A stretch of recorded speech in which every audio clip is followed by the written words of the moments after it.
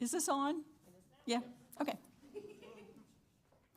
So I'm Debbie Winters. I'm the Vice President of the League of Women Voters of Washington County, and I'd like to welcome you to our last event of the week. We've had something every night this week, and we've been very fortunate that Katie Teague has been our moderator for all of the forums that we've had. And last night...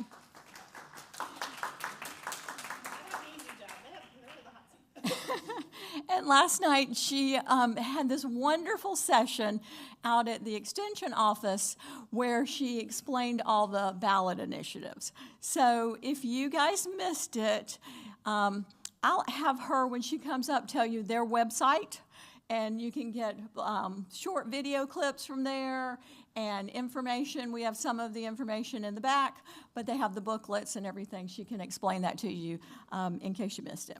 So we want to thank everybody for coming. We want to thank the candidates for running and for being here, because as part of the League of Women Voters mission, we are here to empower voters and defend democracy. And one of the ways that we do that is by registering voters and educating them. And we educate them through events like this. So these are kind of our hallmark things. We're a nonpartisan group. Our local league is a 100% volunteer powered, and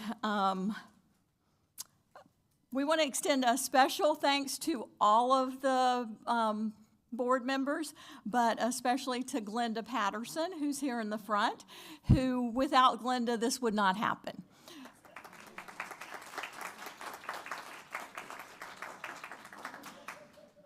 she has coordinated this entire week and been here to make sure that everything runs smoothly. With all the focus on national races, we need to remember that many of the issues that affect our daily lives are directly implemented with the guidance of our local government. And tonight we're proud to shine a spotlight on the Washington County Quorum Court with our Forum for Justice of the Peace. The Quorum Court oversees our over $100 million county budget, among other important county issues. Thank you for everybody who's here. Thank you to the library for allowing us to have it in this space. And thank you to anyone who's watching it online. You can share that link. You can post it on your social media if you want, so more people will see it. We, the League of Women Voters of Washington County, have some selfie frames in the back. We invite you guys to take your picture with them. If you do and you post it on social media, we'd like for you to tag us in it so that everybody knows that they came from us. We also have information back there because we're working on our Get Out the Vote campaign. So if you need any information about what district you're in, I'm sure these ladies up here can help you, but also we have a map in the back. I want to encourage everybody to vote, to go vote, because local elections especially are sometimes decided by around 10 votes. So you need to make sure you get out. Don't just go vote for the president or don't just go vote for one office, but go all the way down the ballot and vote for all of them. So this is a candidate forum. What that means is that Ms. Teague will be asking questions. Each one of them will have an opportunity to answer it, but there's no debate. There's no discussion between the candidates. And also, the candidates that you see up here are the ones that were gracious enough to come and to talk to us. They're not the only ones that are running in this race, and they're not the only ones whose names you're going to see on the ballot. We invited every candidate in these districts, but anyone who's on the ballot that you don't see declined to come. Okay, so our moderator for this evening is Katie Teague. She's with the University of Arkansas System Division of Agriculture Research and Extension Office. We appreciate the work that she's done with us and partnering with us over the years. I'm going to turn it over to her to get started. I do want to say we have some snacks in the back. Feel free to get up and go get yourself something to eat or drink during the event. And also feel free to hang out afterwards, talk to the candidates, and just mingle, do your selfie frame pictures. So thank you, everybody, for coming. Katie?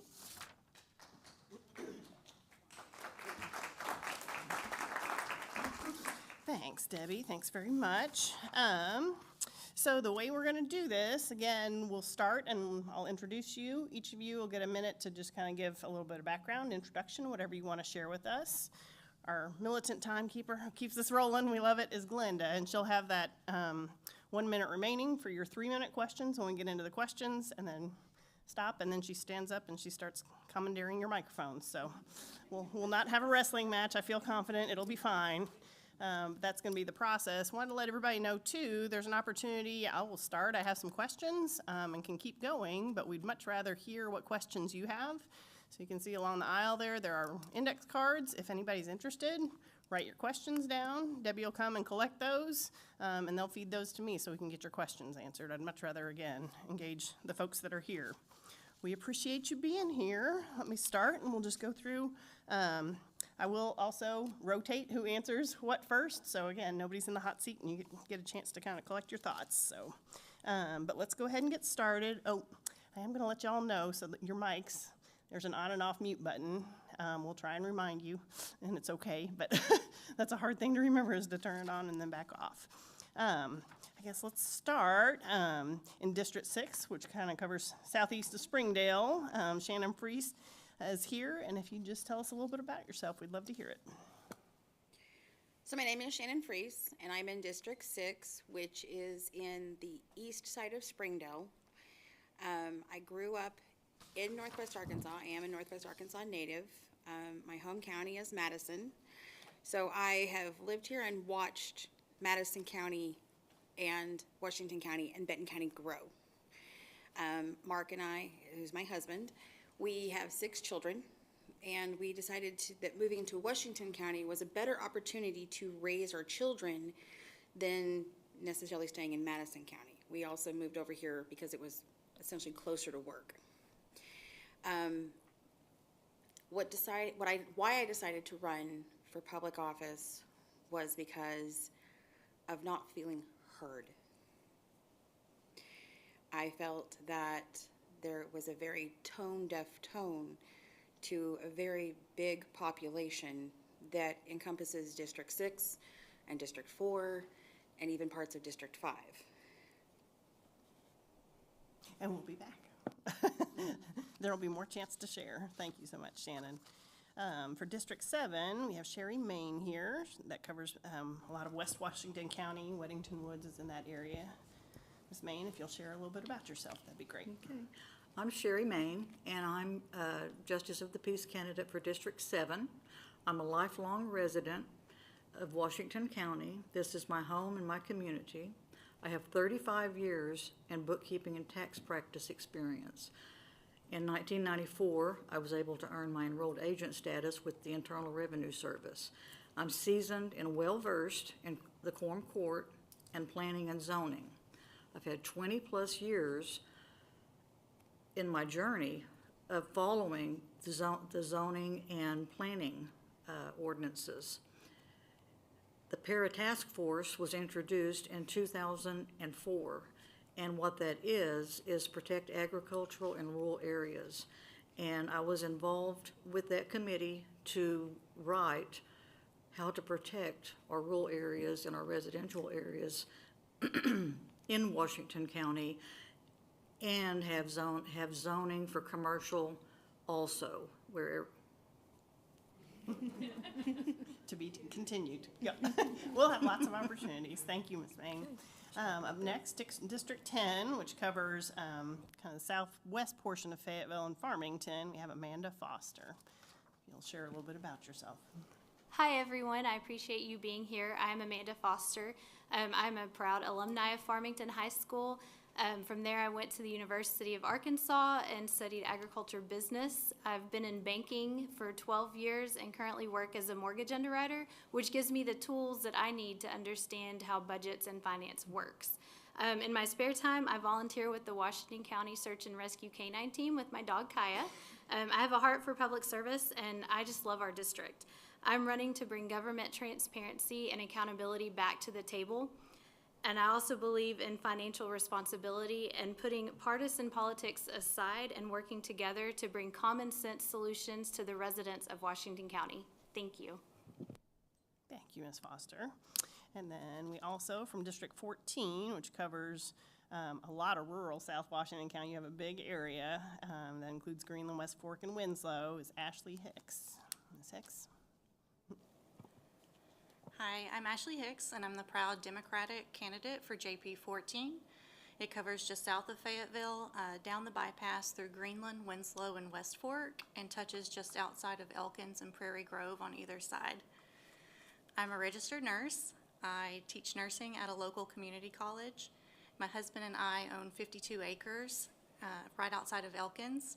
We raise a small herd of Brangus cattle, layer hens, and 4 kids out there. Last election, I ran in District 15 and lost with 42% of the vote. We moved 5 minutes down the road, and so now we're in a different district. I'm running against my representative because I have a brother with schizophrenia. Unfortunately, he's a regular within the jail system. And I've watched local county mental health services that are in short supply be cut. I'm running against my representative because I'm a rural resident. And I've been using my advocacy skills that I've learned as a nurse and have quickly become the only property rights advocate in this race. Thank you all. I know that minute goes fast, and so I'll probably give you another opportunity. I'm just the first question, give you a chance to expand a few things. Ms. Main, we'll start with you. Again, you have 3 minutes for a response. What do you feel are the biggest concerns or issues facing Washington County? One of the biggest issues, not one of the, there's many, but one of them is the new zoning ordinance. As I was saying earlier in my introduction, 2006, they passed a countywide zoning ordinance with Judge Hunton and his administration, and I was involved with that from beginning to end. And I closely followed the amendments to that over the 2 years following. And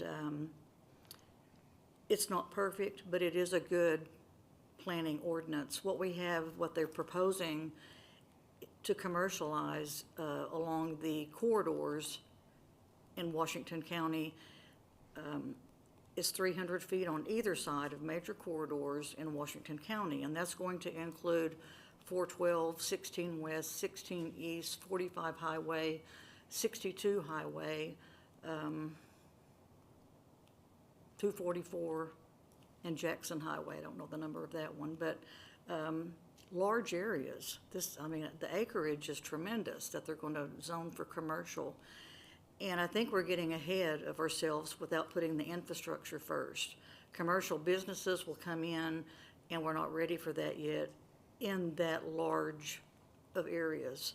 Now, I'm all for commercial businesses, and I'm for having a place to put a commercial business, but we need to be more in control and make sure the infrastructure is going to support this before we just open up all this acreage to zone for commercial.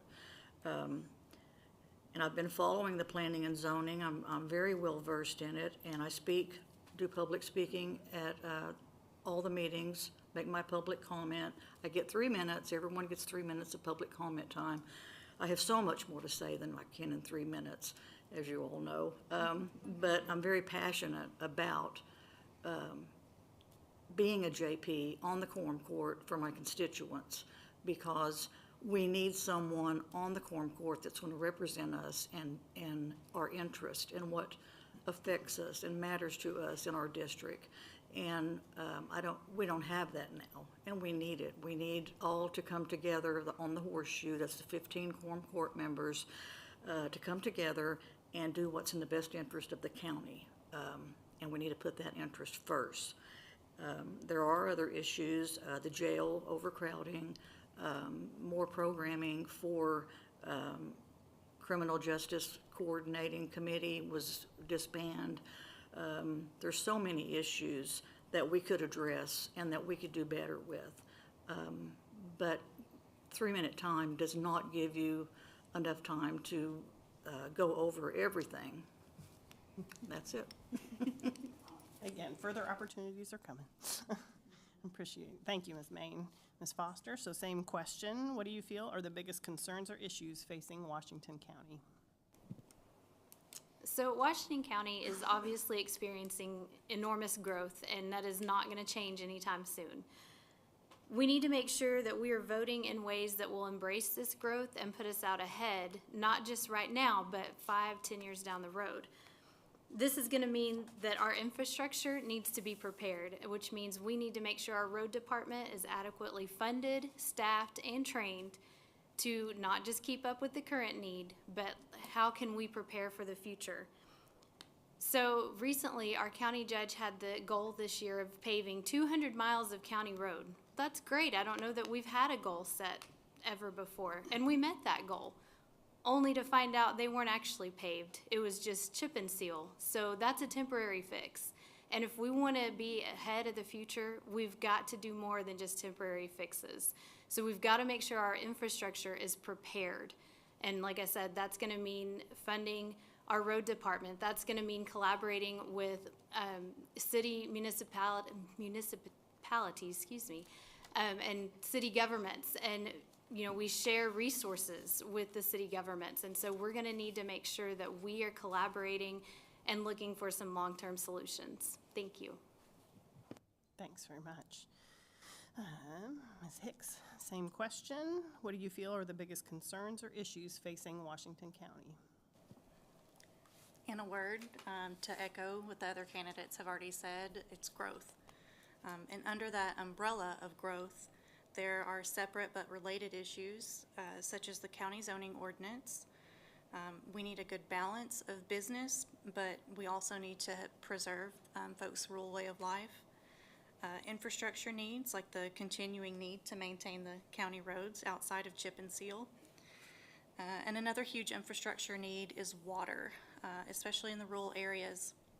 I know of families in my district right now that haul water in the back of their trucks or in Rubbermaid tubs to help provide for their livestock or families. And so I think it's important to understand the reality of families right now as we continue to plan for the future. And also emergency management. We're at a point where we're having more people being affected by bigger and more destructive weather events, and we need to keep all of these issues in mind when planning for the future of our county. Thank you very much. Ms. Freaks, same question. So I'm just going to echo the tone of the three wonderful women before me. It is growth. Just this morning, I looked at a report from the University of Arkansas called the Skyline Report. And the Skyline Report basically tells everybody that ever reads this report, this is where we are, this is what's coming towards us. Except for me, I don't think the current zoning act adequately addresses several things, which they've touched on, because just in that report, it talks about water and the treatment plants. Mount Olive serves the Elkins area. They cannot take on anything else per this report. They do not have the capability of taking on any large subdivisions or any large housing additions. Boston Mountain, which serves the bottom end of this district, the bottom end of Washington County, and the bottom three districts. That is down near Winslow, Strickler. They can't either. Washington Water Authority, which deals with the southern end of the county out to Lincoln, they're almost at capacity. Right now, as it stands, the only two water authorities that can even remotely think about any kind of addition are Fayetteville, Springdale, and Bethel Heights. Before we go with a kind of a carte blanche approach of, here's all this land, go build something, I really do. I think we need to step back and take a few minutes and look at those things that make up the infrastructure. The same thing goes with roads. The roads department is one of the departments within the county that I personally feel kind of gets told, make do, figure it out, do the best you can. That is one of the things for me from my background in real estate that I want to, being on the quorum court, I really, really want to focus on. Because if we don't, it's literally like putting the cart before the horse. So with rezoning, that I think is the biggest thing. I mean, there are others, the jail, things like that. But that is the biggest one because of growth. Thank you. Excellent, thank you all. So Ms. Foster, you're up next. We'll do this first. And this has been mentioned, but give you a chance to expound on it a little bit. The Washington County Jail has been chronically overcrowded for many years, and the problem is escalating with increasing population in the county, and just folks are still struggling. What will be your approach to addressing that issue? So the jail is overcrowded. I think we can all agree on that. But there seems to be this narrative that if you are not for expanding the jail and just adding more beds, then you're automatically in favor of just letting criminals out on the street. And that's just not the case. I think the solution is much more than a linear issue. I think, sure, we can add on, we probably need more room. But if we don't change some of the things that we are doing before these people are being let out of jail, this is just a Band-Aid solution. We're not doing anything to make sure that they have the resources and the skills needed to be able to get back up on their feet and become productive members of society. So I take the approach that, sure, add on to the jail, but let's not be without reform programs. Let's expand our drug court. Let's create a mental health court. Let's create a veterans court.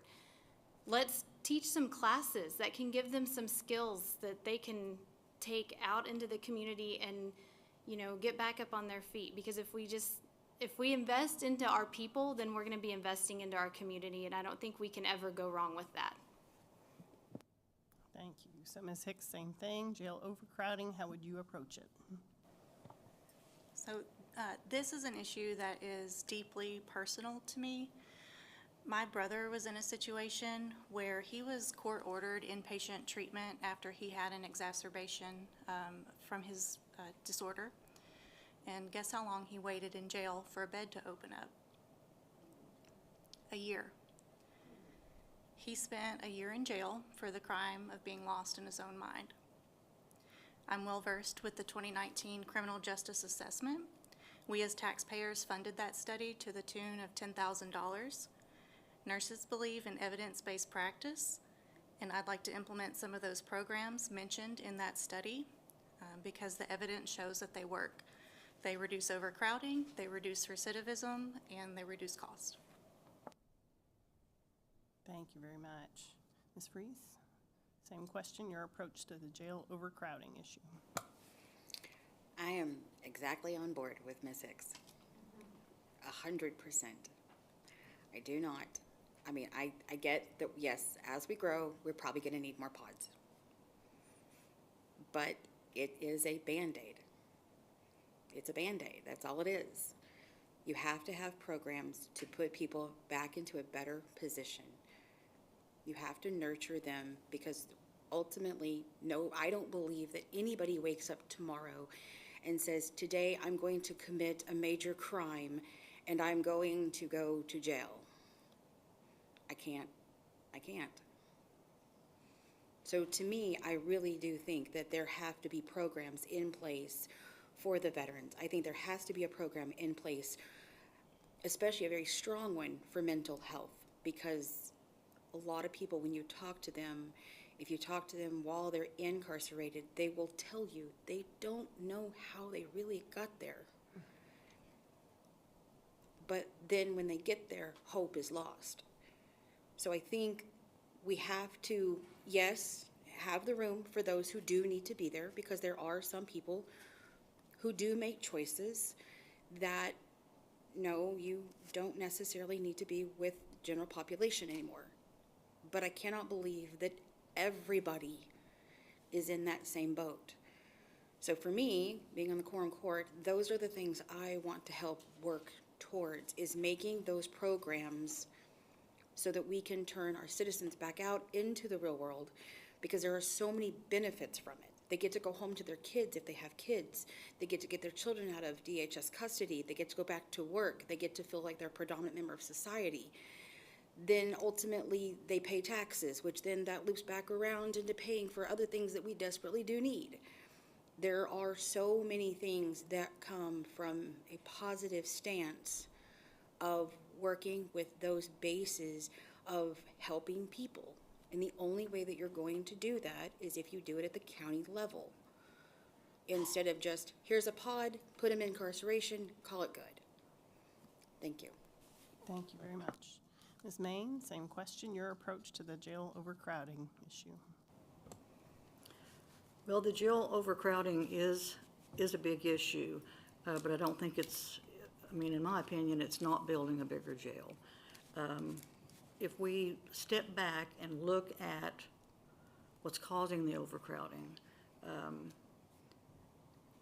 it's recidivism. It's people that need help but are not getting it. And they're, like Shannon said earlier, she said, they're not, waking up and saying, I'm going to go out and commit a crime today. These are people that are mentally imbalanced and they need to take medication. They can't afford it. They're poor. And we need to help our fellow citizens get on the right path. If they can't do it by themselves, we need to make programs to hold them accountable to where they can, the ones that want to avoid being back in jail. It's a swinging door for some, and that's it's a problem and we need an answer to it, and we don't have one. But we need to find more diversion programs to avoid recidivism. I think in studies in other states that are heavily policed, recidivism is a problem because there's no programs to get people in to get them help. That doesn't mean the county has to do all of these programs, but we can certainly fund some and look at some rather than just two major ones in our area, like we have done in the past, returning home and can't remember the other one, sorry, off the top of my head, but we have supported those two in the past with millions of dollars, and we need to make it more fair and equitable across the table where everyone can get the help they need and invest in that. The new COVID mitigation area with the jail expansion cost is going to be $19 million. $10 million of that is coming from the ARPA, the American Rescue Plan. And it was our revenue replacement fund that we were able to set aside and put in there because of the revenue loss during the COVID time. There was not that much revenue lost in Washington County during the COVID time. Anyway, according to the calculation they did, that was just the amount that we could set back that the federal government allowed us to do. The detention center right now, I spoke with Sheriff Cantrell at the meeting Tuesday night. The detention center is down 35 employees. That's just down at the jail. And that's not patrol, that's just detention center. We can't expect to staff something when we can't keep an expansion staffed if we can't keep what we have currently staffed. So, thank you. Thank you, Ms. Main. So, Ashley, we're going to start with you. So, Ms. Hicks, the question is, how will you represent the varying priorities and needs of people across your district that all have different experiences, cultures, and ways of life? So as a nurse, I'm trained to promote autonomy and advocate on behalf of my patients, even if what they decide for themselves and their care isn't necessarily what I would choose for myself. Nurses are very strong advocates, and I think the transition from the healthcare setting to public office would be a very easy transition because it's just doing what I've always done. Thank you. Ms. Priest, so the same question, how will you represent the varying priorities and needs of people across your district that all have different experiences, different cultures, and different ways of life?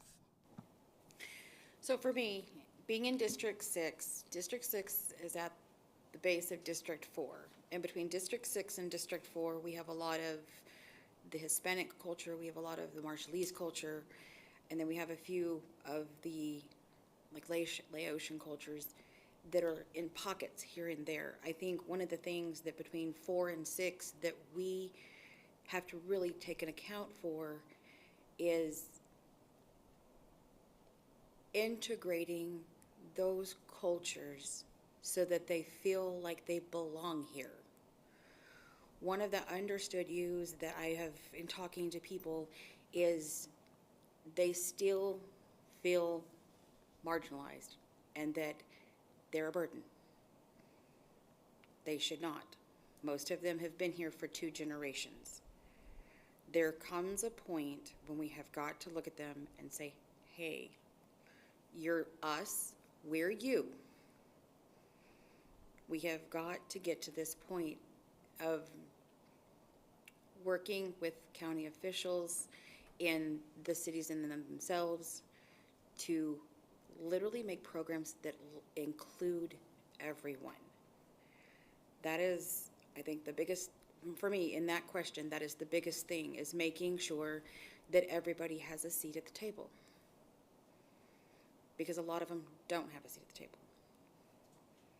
They get pushed to the side and hope that nobody saw that they were pushed to the side. So for me, it's making sure that at the end of the day, their voice is always heard, and taking a pause to ask questions. How can we better include you into Washington County, especially as we grow? Because if there's a family that's already here, there's a good chance that the rest of their family is going to come along. And so for me, sitting on the quorum court, that is a big thing, is making sure that those families are included. For me, this is a personal thing because my youngest brother his father is from Mexico. And his dad's family, that has been a big issue, is we don't feel included. We haven't been included, and my little brother's 28. So that is one of the things I want to work on sitting on the quorum court, is to make sure that they are heard, they have a voice. They're not the other people, if you will. They're us, they're Washington County. Thank you. Thank you much. Ms. Main, again, the question, how will you represent the varying priorities and needs of people across your district that all have varying experiences, cultures, and ways of life? Well, first off, I think we need to assist people and educate them and help them understand, and make ourselves available. We need to let people know Washington County Quorum Court are justices of the peace for their district, and we're there to represent them. We want to know their needs. We want to know their wants and what their complaints are, and try to address those issues as a member of the Quorum Court. If we can't get them resolved, at least try to mitigate them somehow to where everyone in the county, whether it be rural, residential, can get along, and commercial. Everyone can get along together and live harmoniously. Now, I know that just sounds kind of like a pipe dream, but it can happen if you have enough people working at it to make it happen. On my road, I live on a dead-end road. I've lived there all my life, just about. I mean, I'm 64, be 64 my birthday, but, and it's a dead-end road. It doesn't change much. It's a dirt road. But across the street from us, we have a couple that moved in, and they have 6 kids, and they're Hispanic. Their kids are all grown. They're wonderful people. They're all building houses across the street from us, and we've become wonderful neighbors. Help them in any way I can, helping explain the operations of the county, how it kind of works, and especially in District 7, we have the issues with the dirt pits and the quarries. And a lot of people don't understand how they can be operating right next to a farm or a residential area. And I try to educate people on that issue because a lot of times when people move in, the quarries and the red dirt pits were there before people built their homes. And I have to kind of come to a mediation with people saying, it's not the fact that we don't want them, it's the fact that we want them to follow the rules and do things accordingly to Washington County rules. And if they don't follow the rules, there should be enforcement, there should be consequences. And in my area, we're lacking on that. There's no enforcement. There's a slap on the hand, if even that, and you keep doing and operating the way you're doing.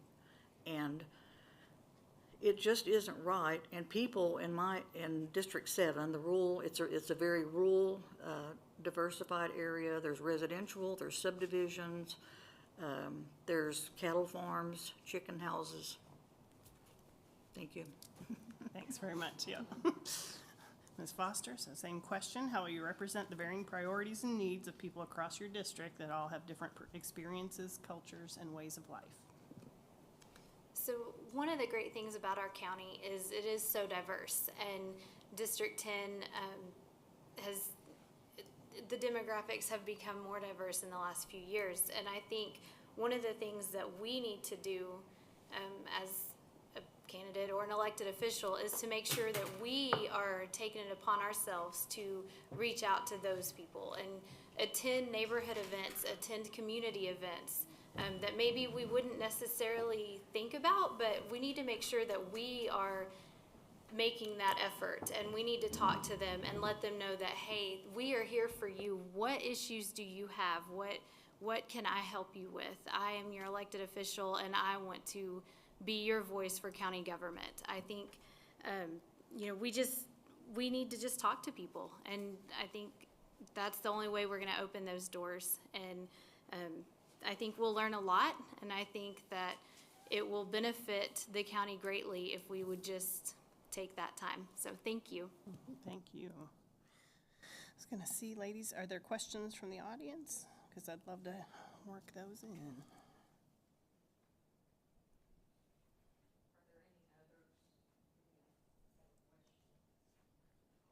Again, for those that came in, there are cards along the center aisle there. If you have questions you'd like to see asked, please write them down and we'll get them. address, but some of it hasn't. Okay.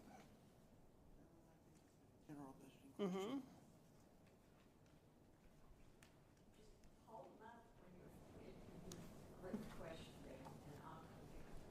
Okay, so Ms. Freeze, we're starting with you. Do you have a plan to fund our current programs that are established and to fund our new needs? So it's a funding question. Do I have a way to fund it? I'm going to be very honest. This is not a question that I have given much thought to, simply due to the fact that, well, I've not ever been asked that. So for the person who asked that, I do apologize for not having that information. However, I would very much go dig into this now. With that being said, I think it would take time. I think the better question might be which individual program or what program would you like to see funded? Mm-hmm. Where do you feel we need to go? Because some of them do need to be funded with county money, some of them don't. Some of them need to be funded in a way that's going to benefit everyone. Like if we were to ask for more tax money, asking for more tax money to benefit a program would be beneficial, but it needs to have a time limit. It doesn't necessarily be an open-ended, oh, we're going to raise taxes 4% and just leave it at that. I think for that question to be adequately answered, at least for me, I have to know what program specifically I'm being asked about. I hope that helps the person that asked. And if you want to go find me online or go to the headquarters and get my information, I would love to have that conversation. I would love to sit down and have a back and forth. Well, what about this? What about that? Did you think about this? Did you think about that? Well, here's my viewpoint. I hope that helps for the person who asked the question. Thank you. You bet. Thank you. So Ms. Main, again, the question was, do you have a plan to fund our current programs that are established and to fund our new needs? Yep. Sorry, I feel like a press secretary, I was making notes. Okay. I don't really have a plan, but I know numbers. Budget, accounting, bookkeeping, numbers for 35 years was my life, still is my life. And I can work numbers to fund things and budget things that need to be budgeted. Now, as far as spending, we need to be better stewards of our spending. There was over 1.2 million from the Emergency Rental Assistance Fund, which this was from COVID money, that was not spent. Washington County sent it back to the federal government. What's up with that? I mean, we need to be better stewards of the money that's either granted to us or given to us for the use for the citizens of Washington County. There's no excuse not to have spent that money on emergency rental assistance. If that's what it was earmarked for, that's what it should have been used for. Of course, Lord knows there was a lot of displaced people during COVID and that they could have used that money. Or we could have possibly used it for other types of COVID-related expenses and support some of these programs. but that was never a question. It was just send it back, because we don't want to give it out for rental assistance, and that's wrong. Another thing, in budgeting is, a budget is just a summary of what you think your projected income is going to be, and your expenses are more of a fixed expense, where you know what your expenses are gonna have to be to run the county, given cost of living, cost of utilities, cost of insurance. Everything goes up every year by a margin. Now, the budget, we have a $126 million budget for 2025. Let that sink in, $126 million budget. That is up 12% over 2024. And in that budget, we can look at things across the board and allocate funds for needed programs. The money is there. We just have to allocate it, be better stewards, and appropriate the money in the programs that Washington County needs, not that the programs that we want them to go to. That's not a way of looking at things. And another thing is the money in the budget that they applied towards salaries. I'm kind of getting off a point with the programs, but anyway, there's a new program for the payroll it's called the RISE, R-I-S-E program, and they're wanting to do a new STEP program and put all county employees on it. So that's another issue for another time. Thank you, Ms. Main.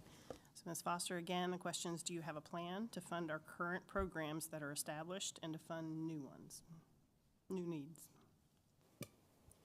So that is a little bit of a tough question.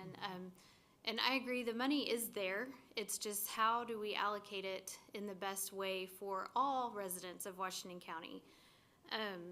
I can tell you that I think there's some spending that we could probably cut. I think if our county government would mind FOIA laws and do what they're supposed to, that would cut out some money that we're spending fighting lawsuits. And that would benefit all of the residents of Washington County. And, you know, like Ms. Main said, it's just a way of what programs do we allocate what money for and what's important to us. And, you know, I think anything that's gonna help with infrastructure, with our web and IT presence and security, our utilities, emergency services, I think is gonna be a big one that we should allocate money for, because, you know, we don't really want them to not be adequately prepared. They need to be ready. So the money's there, it's just depending on who values what programs, I would say. Thank you. Yeah, thank you. So Ms. Hicks, same question. Do you have a plan to fund our current programs that are established and to fund new needs? Well, to that I say there's already a plan in place, and that's called our county budget. I think the more important question is who's got the experience to manage that budget. So I run the nursing lab for a local nursing program, and part of that is having fiduciary responsibility for what takes place inside of that lab. We have several $1 million worth of technology. Our students are constantly running through supplies because they have to practice their skills on the mannequins before we just let them loose in the hospital. So my students are always at the forefront of my mind when I'm managing my budget, because at the end of the day, if the lab budget skyrockets, and that's going to reflect on an increased tuition increase for them. And again, I think that my experience with that will transition very easily to managing the large county budget and being responsible to the taxpayers and keeping their county property taxes in mind. Thank you. Ms. Freeze. Oh, you just did that. Yep, sorry, you started us off. Sometimes I have a hard time keeping up, y'all. Thanks for being patient. Okay, Ms. Main, you're up next, so we'll switch gears. Another question from the audience, it's a good one. How would you increase the transparency of the court?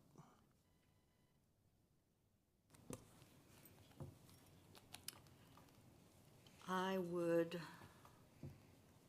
know personally that I would be transparent. And I would hope that that everyone on the quorum court would practice the FOIA rules. And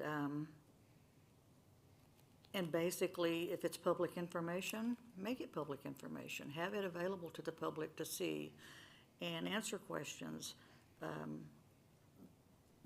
I've never been accused of asking too many questions. So I think knowledge is the key. And if we educate people, and if we have the things available online that are supposed to be available, and have public access to those things for people who want to view them, I think that's a win. To be transparent is letting everyone know this is what we're doing, this is why we're doing it, and that's a given. I mean, we've had a lot of issues with transparency, and I don't understand it, but I know the quorum court is very divided, and I will go to all the meetings, and it's come to the point where it needs to bring back respect, professionalism, and the concerns of the citizens, rather than the concerns of certain people on the quorum court and what they want and what their vision is for Washington County. And with that, I will always be transparent. I will share anything I know, anything I have, that's allowable for me to share. And if you want to be educated, I will help you. I will help you understand numbers. Numbers are my thing. If you don't understand the county budget, I will meet with you and I will help you try to understand it. It's as simple as that. And that's the way the county needs to operate. It needs to be open and willing to educate people, help people understand, open their books, for people to look at and understand if they choose to. And that's the transparency up front. And if you have that, you shouldn't have any issues. Thank you. Thank you very much. Ms. Foster, so the same question, how would you increase the transparency of the court? So I believe wholeheartedly that all elected officials should be held to accountability and should be transparent. I would support this by sending out communication to the residents in my district, letting them know what items are being voted on, what's coming down the pipeline on future agendas, and when the next meetings will be. It has been eye-opening talking to people to see how many people really don't know what all is going on in county government. And I think that, that doesn't really speak badly of them. That speaks poorly on our elected officials. They're the ones that are voting on how to spend our tax dollars, and so it's really important that they let us know how they're spending those. I think that we need to be sure. I think last year it was proposed that all of the resolutions and ordinances be posted online, and that should be a no-brainer, and it was voted down. I would like to see that be brought up and be passed, because I think that our residents deserve to have that information readily available whenever they would like to look that up. Because after all, it is our tax dollars, and we need to know how they're spending those. Thank you. Thank you very much. Ms. Hicks, so same question, how would you increase the transparency of the quorum court? So our county government has a history with a huge problem with being transparent, or the lack thereof. I think a better question for me would be not how will I support it in the future, but to take a look at what I've already done. I was one of the earliest volunteers for our Arkansas Citizens for Transparency. I gave my time and treasure to that group. I helped gather signatures for both the FOIA Act and the amendment, because I believe transparency is essential for our government functioning. And a big part of transparency is just engaging with the public. And here recently, I've played a large role in educating the public about the new county zoning ordinance and encouraging them to write their representative and to show up at meetings. A majority of folks that have showed up to those county meetings here recently to speak about that have been from District 14, and I'm really proud of them. So not only do I speak at public comment during those public meetings, but I've been on the news. I've written 3 op-eds that were published statewide in the newspaper. I'm active on several different social media platforms, and I have an in-person event coming up on October 20th. A majority of people that showed up were from District 14, and I've done all of this as a candidate. The only communication that I have received as a constituent from my representative is a like on a 2-year-old Facebook photo after I announced that I was running against him. So I think I can do way better than that. Thank you very much, Ms. Freese. Same question, how would you increase the transparency of the court? Okay, so I absolutely love this question. And I have to give, so I'm going to give kudos to Beth Koger, because Beth is the one who helped me with this. When the current individual who is in District 6, when I wrote to her and I got crickets from her over something that was very, very easy, it was Beth Koger who I ended up going to and asking, how do I get this accomplished? And she explained FOIA to me, which then led me to go check out FOIA from the library in Springdale and read cover to cover. Every law, every case that's ever had anything to do with FOIA on a national level, and then everything that Arkansas has. Arkansas has one of the most, as far as the state, has one of the best FOIA regulations standing. So to answer that question, it's really simple. Just follow FOIA. Like, it's really, really simple. Person makes a request, you follow through with it. You do it in a timely manner. So for that, it literally comes down to holding people accountable and just do your job. Answer the question. Answer what's been asked of you, regardless of time, regardless of how you feel about a particular individual, or even the topic that they've asked you. One of the things that does aggravate me about the current quorum court is when things are asked of them, it's kind of pushed off to the side. Like, oh, we'll get to it. We might get to it today. We might deal with it today. I really think that there should be a way that every single JP has to let it be known, this is what's been asked of me in a public capacity. You can omit names and things like that, but this is the question that was asked of me, this is the answer I gave. This is the question that was asked of me, this is the answer I gave. So the simple essence of answering that question is literally just follow FOIA and at all costs, keep it intact. Don't cherry pick it, don't nitpick it, leave it alone. So I hope that answers the question. Again, thank you all. Another question from the audience, and Ms. Foster, we start with you. The Criminal Justice Committee operated for several months and made some improvements in services for detainees. This is following up on some of our court discussion earlier, but it goes a little further. Would you be an advocate for reactivating that program? And if so, how would you persuade other JPs to continue this work? That's a pretty easy question, and I love that question. Absolutely, I would be an advocate for bringing back this committee. I think that when it was disbanded, it did a disservice to our community, and it did a disservice to those who are incarcerated.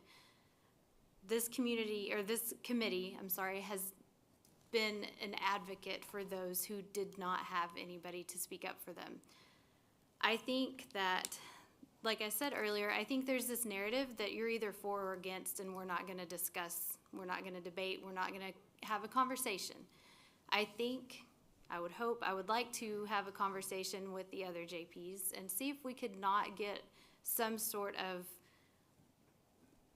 a compromise and let them know that it's not that we want to let all these criminals out on the street. It's that we want to come up with a good long-term solution, and this committee is key to doing that.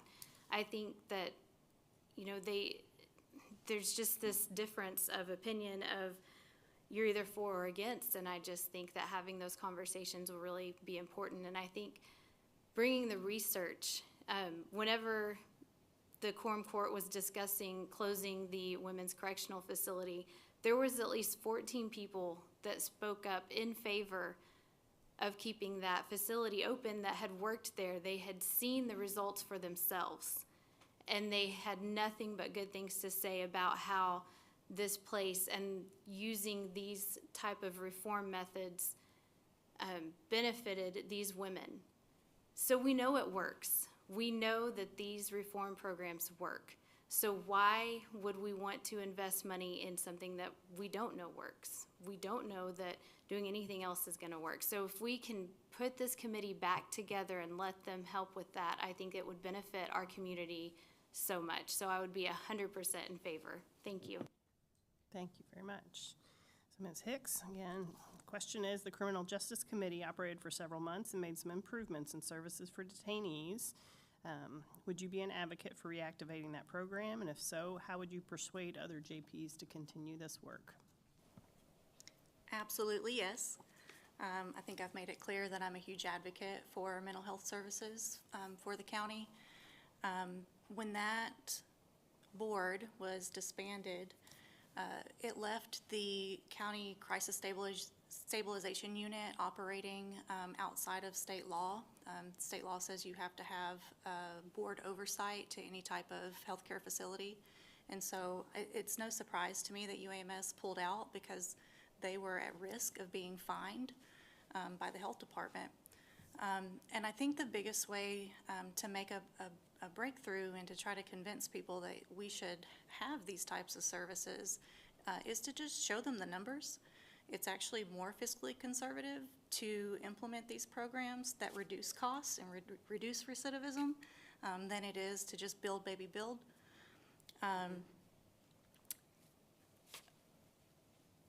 Again, I've made it clear that this is a personal issue for me, and unfortunately, I know that I'm not the only one in this county or this state that this mental health affects in my family.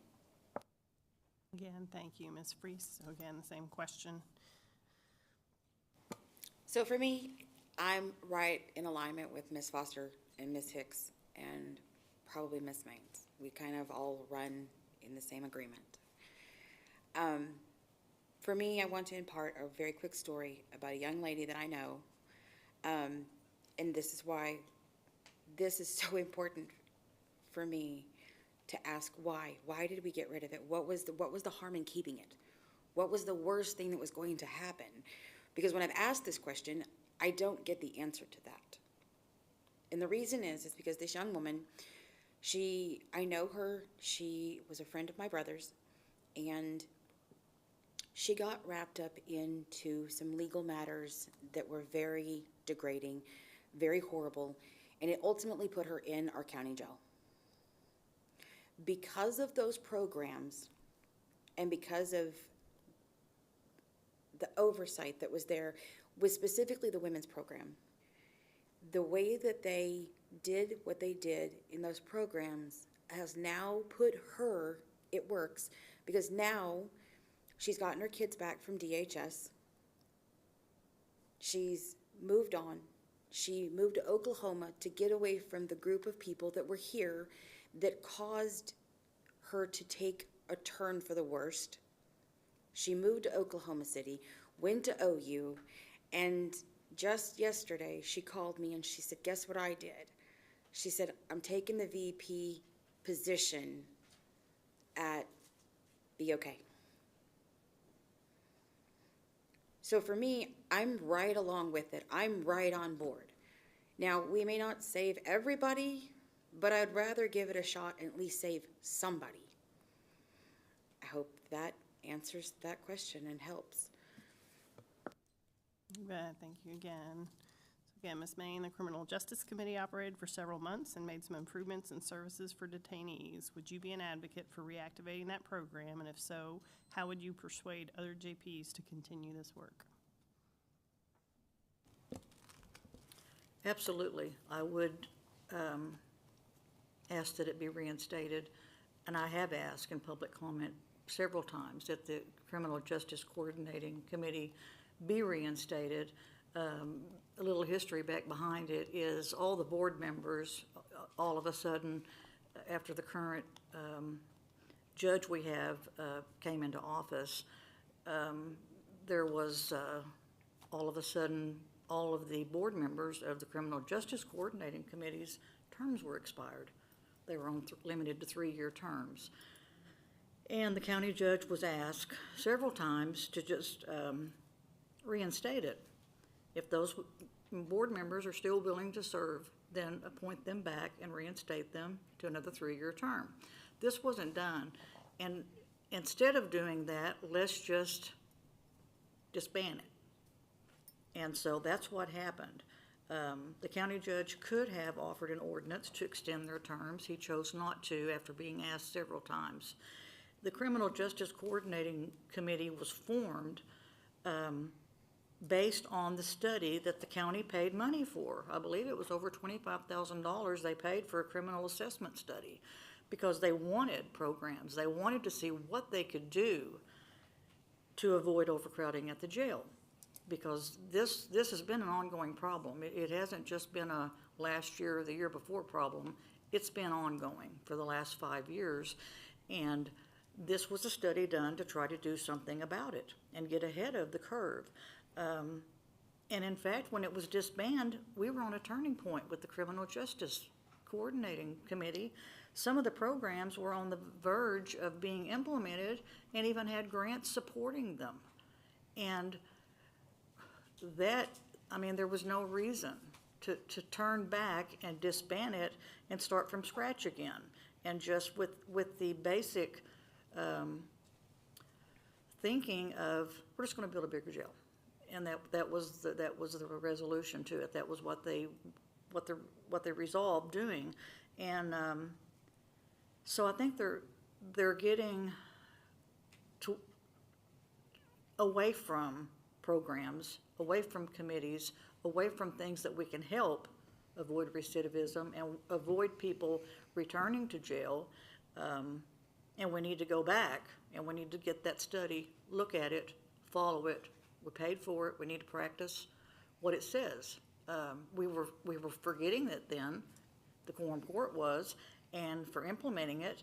And under new administration, we seem to have lost all of that somewhere. So it needs to come back, and it can't come back too soon. Thank you. Thank you. So Ms. Hicks, we'll start with you this time. Another great question from the audience. What is the status of county-city communication, and how do you plan to improve it, especially in terms of zoning and growth?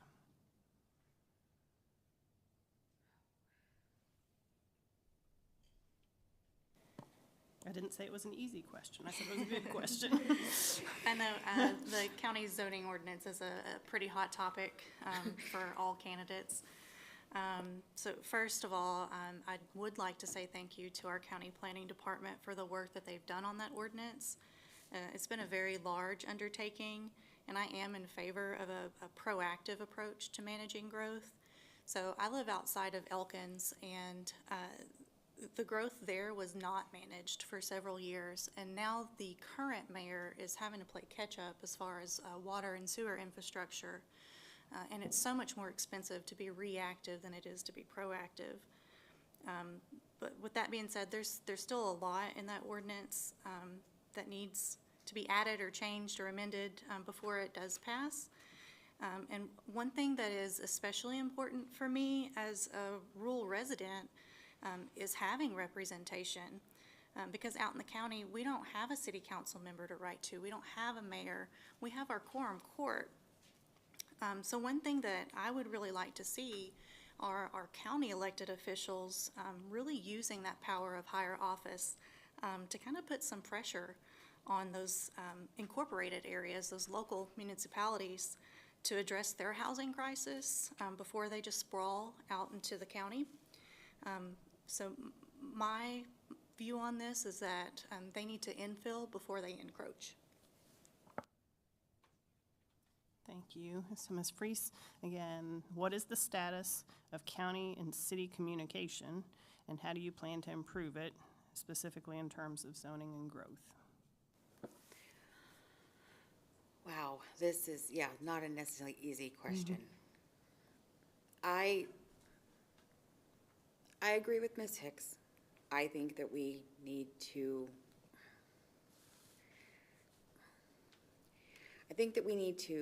instead of, like she said, encroaching on other people, we need to fix what's there and deal with what's there first. But I think ultimately, at the end of the day, it is talking to each other. It's, sometimes when I watch the current administration, I wonder, did you guys actually have a conversation before you got to the meeting? Because sometimes it seems like there are 15 individual people doing 15 individual things. So I think having a group that is willing to work together to ask why are we doing this? Why are we doing this? Well, why did this sound like a good idea? Is there something that we can do better? So for me, it would be going back and asking a lot of why, because nothing happens overnight. There's nothing in any ordinance, anything that I've ever seen. It's not like today we make a decision, tomorrow it's implemented. So for me, sitting there, it would be having those conversations and going to each other and saying, well, why did we have this? Why did you feel this way? I think that's a really important thing that needs to happen that doesn't currently happen. Because until you start asking questions and start getting answers, you really can't do much of anything with anybody. And I think because, like what Ms. Hicks said, with the county being at the head, then it does matter. Go to the city of Springdale, go to Elkins, go to Lincoln, ask them why they're doing, instead of kind of operating under the geist of this group's over here, and this group's over here, and this group's over here, and this group's over here, and let's all just hope we make it all work. So I think we do. I think as JPs, not just JPs in, like, me and being in 6, I do need to know what's going on in 14. I do need to know what's going on in 15. I need to know what's going on in 7. Not just, oh, I'm in District 6. And so I think that that's one of the things, for me, sitting in that position, that would be asking and going to them and saying, you know, what's going on in your district? How can I help you? Me sitting over here in 6, how do I help 14? How do I help 7? How do I help 15? But I think everybody has to be on board. All 15 JPs have to ask that essential question. How do I help you in the north as opposed to, you know, in the south? So, thank you. Thank you very much. So Ms. Main, again, what's the status of county and city communication, and how do you plan to improve it specifically in terms of zoning and growth? Well, I don't know the answer to what is the communications between the county and the city or municipalities. If there is any, I hope it's good, but I have my doubts. And it should be a collaborative effort. Unfortunately, things don't happen the way we think they should or the way we see them. The Freedom and Property Preservation Zoning Act of Washington County was presented, I believe, back in April. And then it was just kind of talked about and handed out, and everybody read it over. I have it. It's here. It's 184 pages. And I've asked a lot of the court members, and I've asked the planning committee members if they've read it all. If they read through it, highlighted it with 5 different colors of markers like I have, made notes, and understand it. I didn't get an answer. I don't believe any of them have read through the whole book. It's very complicated. It's a lot. It's very complex, and it needs to be understandable for people just to see it and they just feel intimidated because it's too much. I mean, you can't get your head wrapped around it. And when you do, you think you have it figured out, you find another somewhere else references to something you just read, and you're like, well, that doesn't sound right. And so we're on the third draft now of corrections to the original. This was the original draft, but it still hasn't condensed any. It's still around 184, 185 pages. And the map, the only thing they've done to the map and this is basically change the zoning, put everything in one commercial zoning type instead of C1, C2. It's just commercial and industrial or residential or agricultural. What needs to happen with this is town hall meetings. And I know, I mean, kudos to Beth Koger again, JP Koger, because meetings need to happen. And just like Mrs. Hicks said, 14, from District 14, she had people show up at the meeting that were concerned, that didn't know what was going on with it, but they wanted to know. They wanted to know what was going to happen and what they could expect in their district by all these corridors being zoned commercial, and how that was going to affect their quality of life in their area and where they live. And that's fair. That's fair for a question that you should, where you live, you should have that question. And you want, or you would think you would be able to be in the conversation of that. Thank you. Thank you very much. Ms. Foster, same question. What's the status of communication between county and the cities, and how do you plan to improve it specifically in terms of zoning and growth?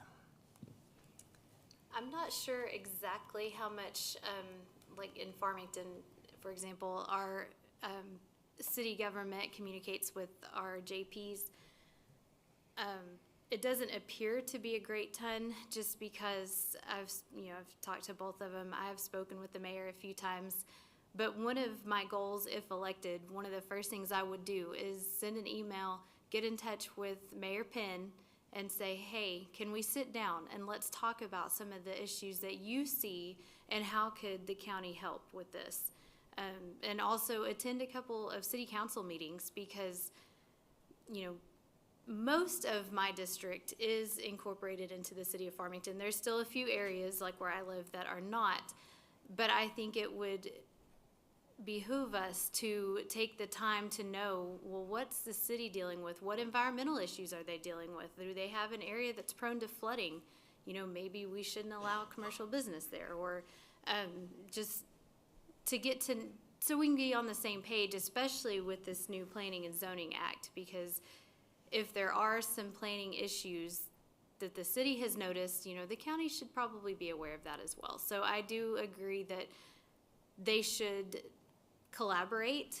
I think we should also collaborate maybe with, some of the city attorney, or maybe there's an engineer in town. Let's collaborate and see, how would changing from residential only to commercial, how would that affect the landscape? How would it affect the area? I think collaboration is going to be key. Thank you.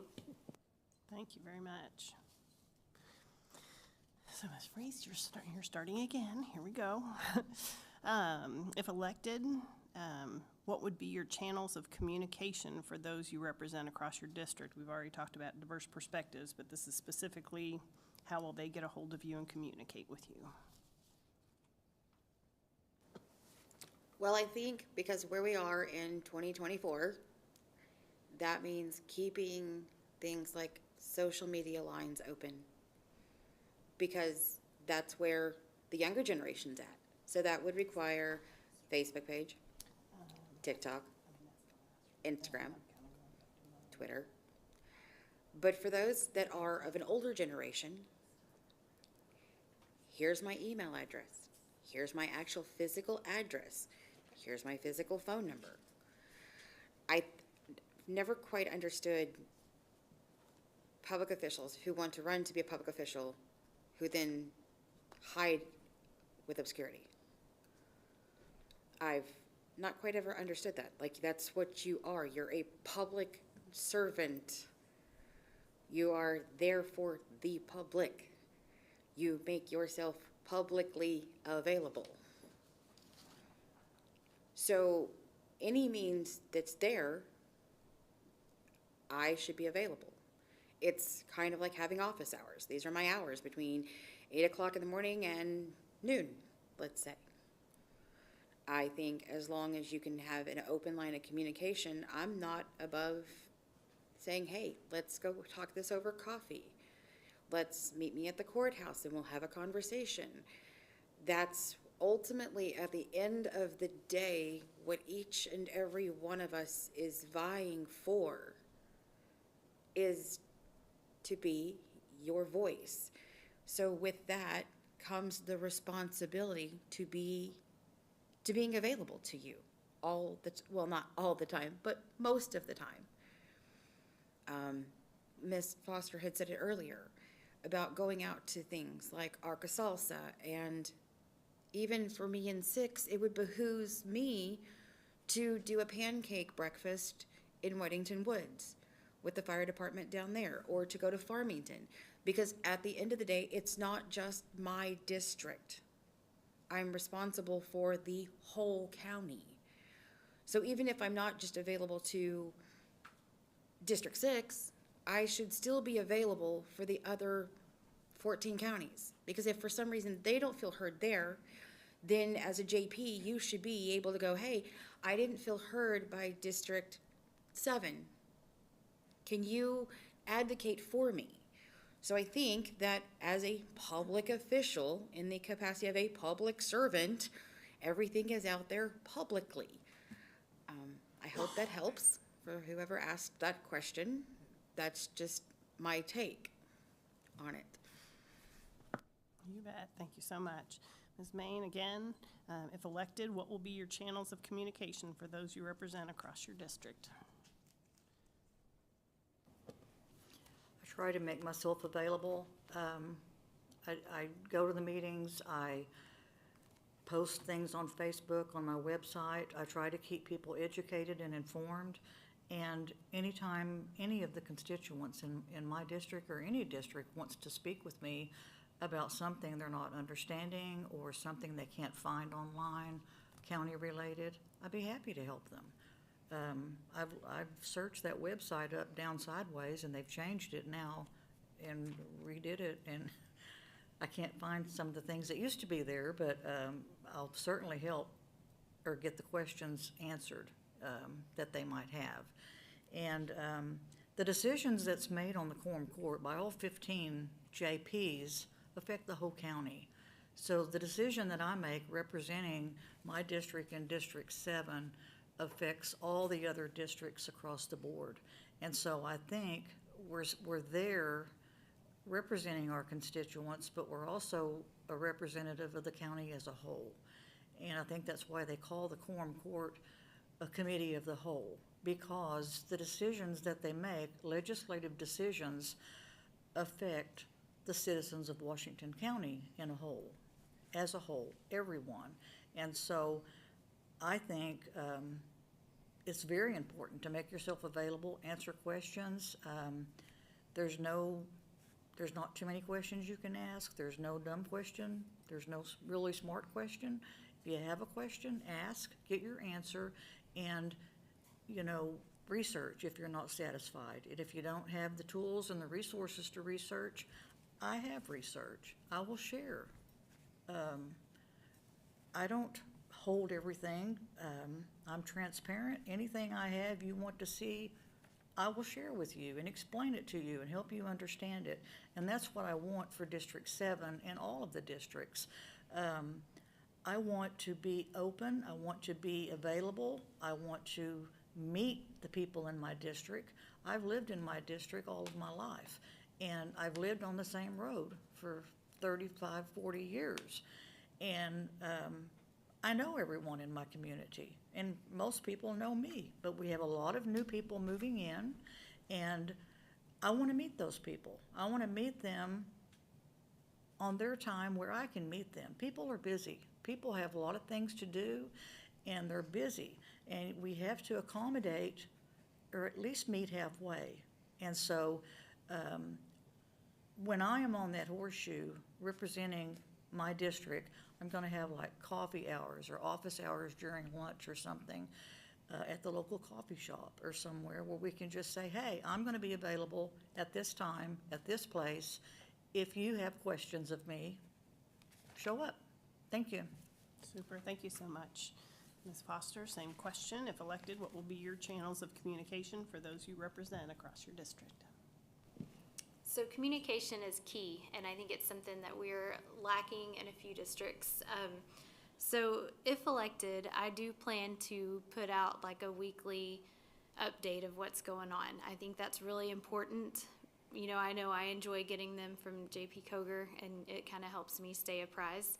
And I just think people are busy, and it's helpful if it's just right there in my inbox, and I'm like, oh, cool, let me look this up.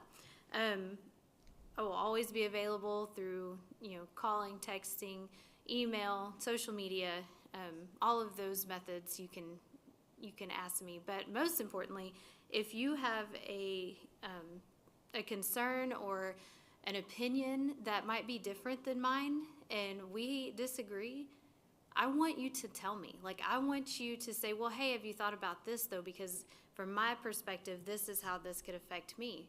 Because that's how we're gonna learn. So I want that communication in a kind way, but it would be helpful. But I want that. I want to know, because I don't know all the effects of what they're voting on. I don't know unless you tell me. So I welcome all communication. Call me, text me, email me.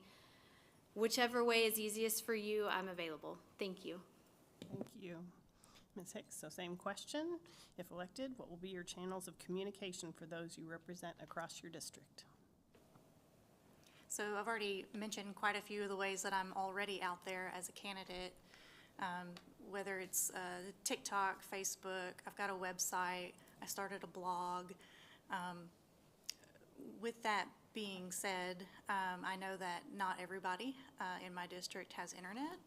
And so I do think that it's super important that elected officials still be available by phone or by snail mail, and especially in person. So I mentioned that I've got an in-person event coming up, and if elected, I would like to continue that by just being out in the community, whether it be hosting community picnics, especially in regards to hearing what the public has to say about the zoning ordinance. We definitely need to have more town halls as far as that's concerned. With that being said, I do set boundaries. I do have a personal life. I'm not going to respond to messages at 3 a.m. A girl's got to sleep. But yeah, like I said, I'm out there, I'm available. If you can't get a hold of me, then you're not trying.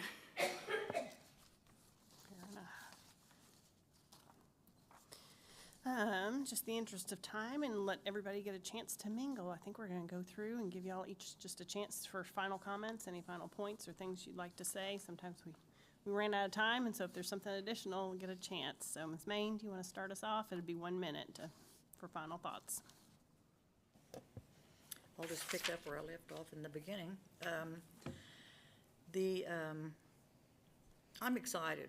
I'm excited to get a seat on the quorum court, on the horseshoe, as we call it. But I need your votes to do that. And I have a lot to say. It's hard to say things in 3 minutes. And if I have a seat at the table, then I will have more time to express some of the research and knowledge and things that I have learned over the past 20 years following the quorum court, and the procedures and policies of the county administration. And one thing I will say that I'm very passionate about budgets, and I want to make sure that every employee of Washington County is making a fair and equitable living wage. There's no reason they shouldn't. And we need to be competitive. We need to compete with Benton County. We're losing a lot of people. So, thank you. Thank you. Ms. Foster, concluding remarks?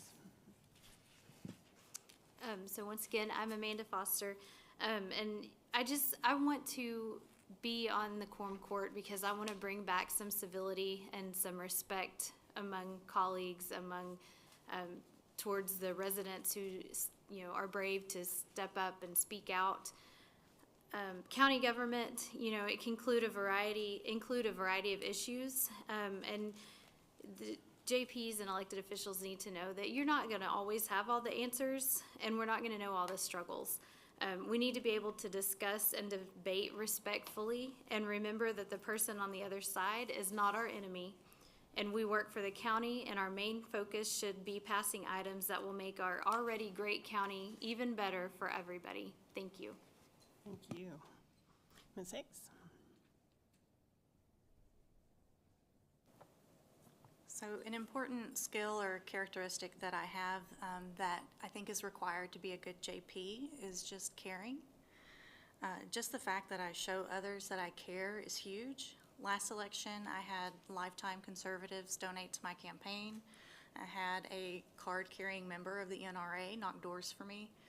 They knew my heart and that I would do my best to represent everybody. A few weeks back, I actually had a conversation with a former Washington County Sheriff's deputy, and he made it very clear that we were not aligned with the same political party, but that he was going to vote for me because I care. And I'm running against a retired law enforcement officer, and so I felt that that spoke volumes about my ability to represent people that are very much different from myself. Thank you. Ms. Priest? For me, I want the seat on the quorum court. I think in the same capacity that my fellow Democrats do. It's because I care. It's because I want to be able to represent Washington County without an air of being tone deaf to the people who live in Washington County. Also, I'm of the same opinion as Ms. Foster to bring decorum to the quorum court, to behave in a very mature way, because I think there are times that there are points that particular individuals miss the mark. I want to see a new era of giving and listening, and so that's why I want to be there. You bet.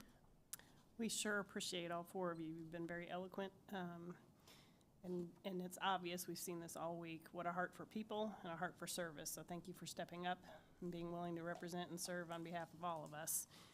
We do want to welcome everybody again, chance to ask your questions directly. We invite you to meet with folks. There's snacks in the back, and just wanted to mention, again, we did have that forum, League of Women Voters hosted last night on ballot issues. There are 3 ballot issues that are statewide potential changes to our Constitution. One was brought forth by legislature and 2 are citizen-led.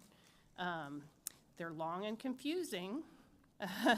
Issue number 2, the ballot title is a full page. That's what you'll see at the voting booth. And issue 3 is 2 full pages. So if you are not familiar and you get to the polls, that would be tough.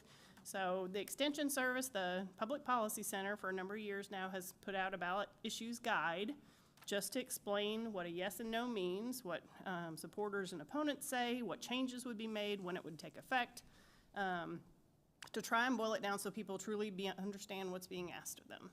And so it's non-biased, it's been vetted well from both sides, and so we encourage you to dig into that so you're equipped and you can vote your heart. You're not intimidated and you participate in the public process. So there are single handout pages. We expect the printed guides to be in to the office early next week. League of Women Voters, we'll have a bunch of them. We'll have some here at the library, plenty at the extension office.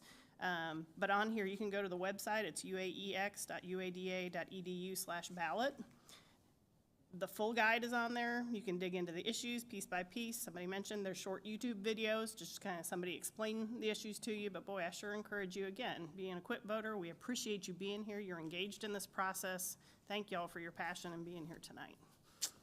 Thanks.